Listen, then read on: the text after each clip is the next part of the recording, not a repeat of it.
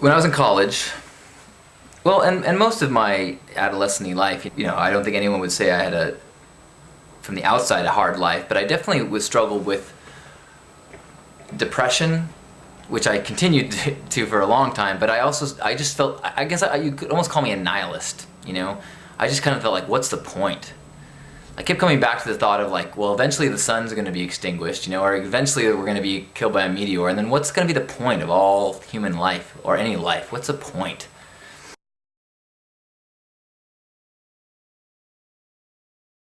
We started in Amsterdam. I think it's very hazy.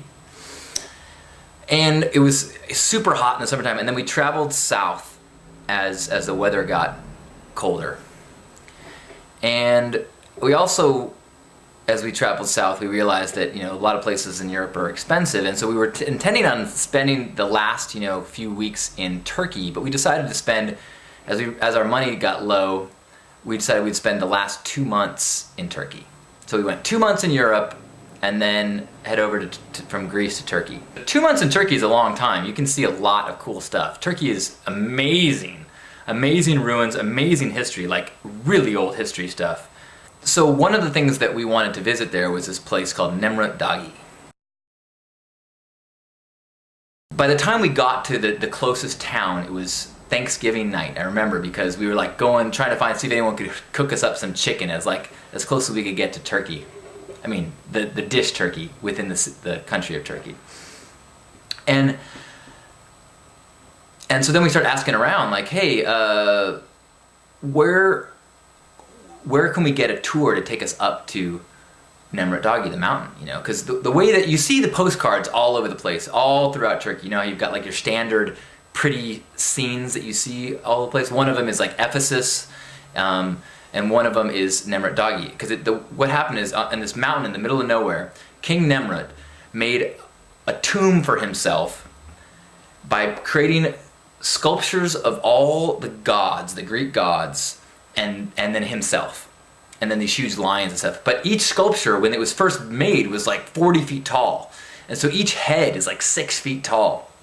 Now, over the many, many years, these things have all crumbled. And so it's just ruins, but the stone heads are still totally visible. So we started asking, hey, where are the tours? Like, oh, dude, you're way past the tourist season, which was great because we got, we were past the tourist season all through our travels, and so we got great deals. But now we're in this town, and like, there's no buses going up there. And so we're like, oh, well, can we get a taxi to go up there?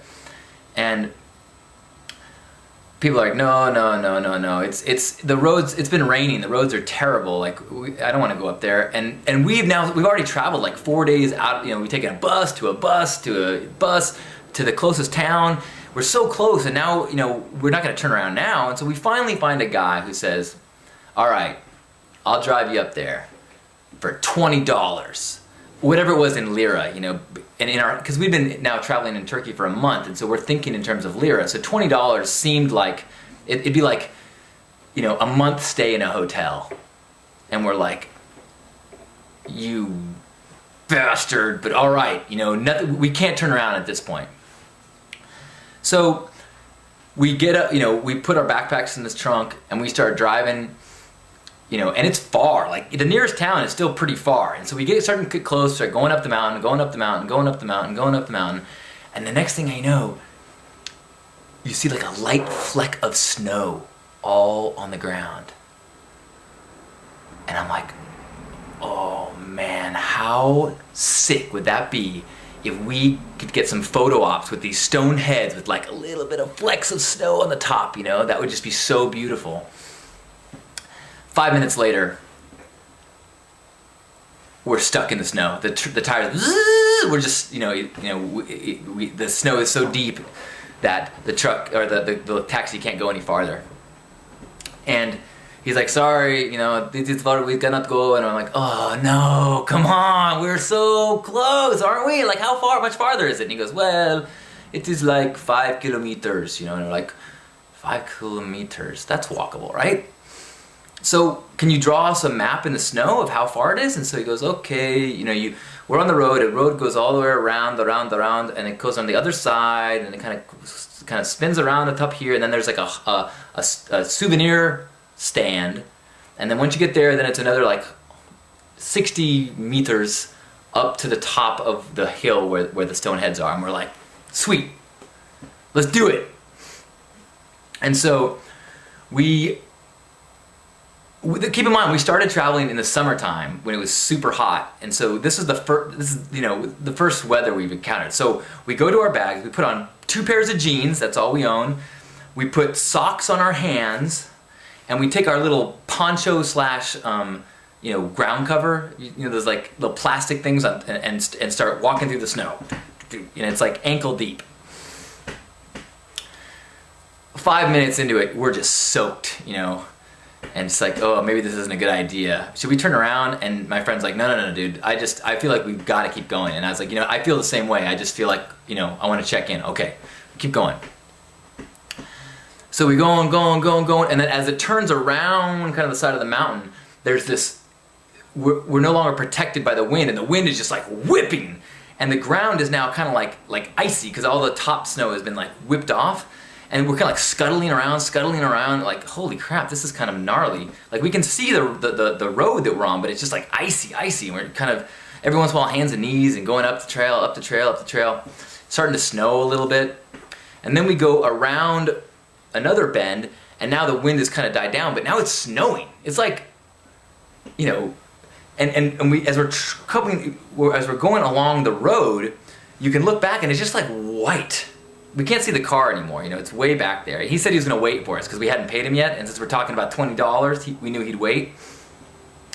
But as you look back and see our path, we can see our tracks, and I'm from San Diego, but I'm thinking, is this dangerous? Like, if we lost our trail, we would be, if we missed our tracks by 1 degree, it would be hundreds of miles before we encountered any civilization. And so it's like, should we turn around? And we're like, I don't want to. Like, let's just keep, let's just, okay, let's go. So we're going again, and now it's really windy, and it's icy, and we're going, and it's getting deep. The snow's getting deeper as we go up this thing, and it's just kind of crazy. A week earlier, we met a guy. Keep in mind, this is 91 when this happened.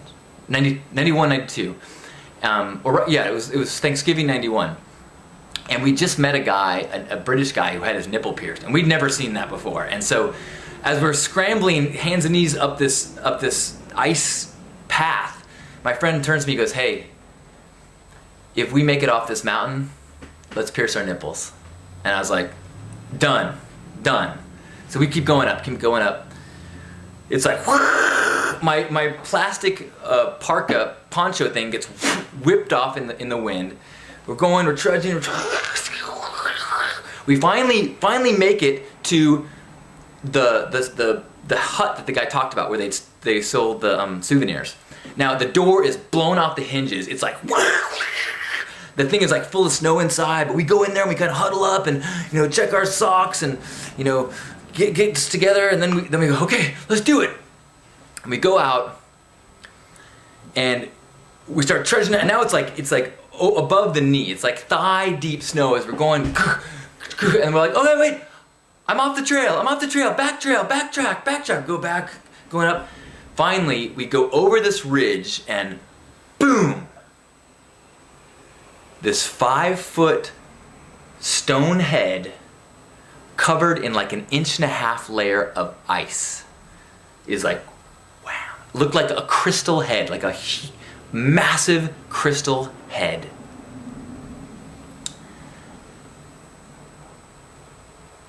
We're probably the only people that have ever seen this before. And my friend and I, we start walking, and it's like, it's super windy. Like, you can lean into the wind, and then something happened where my mind just went empty.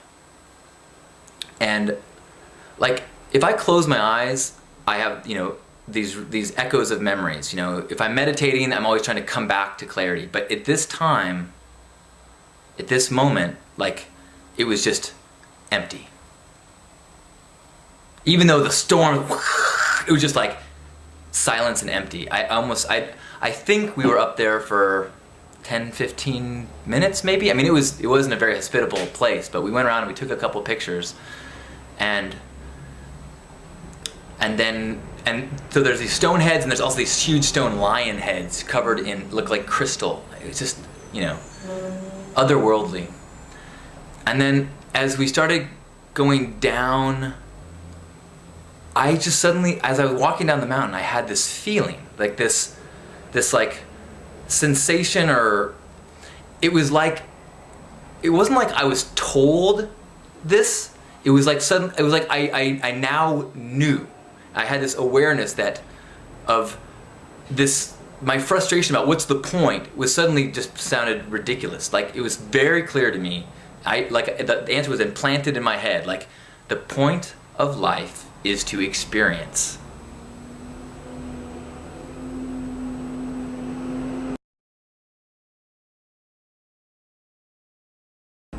Bonk.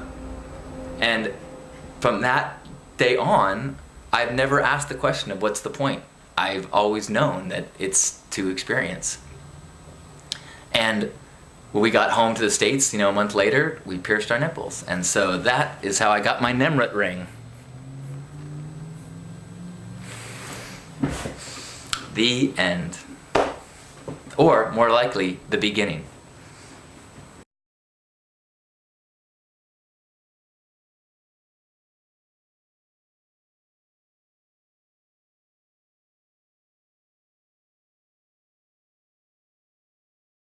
You only live once. Enjoy the color.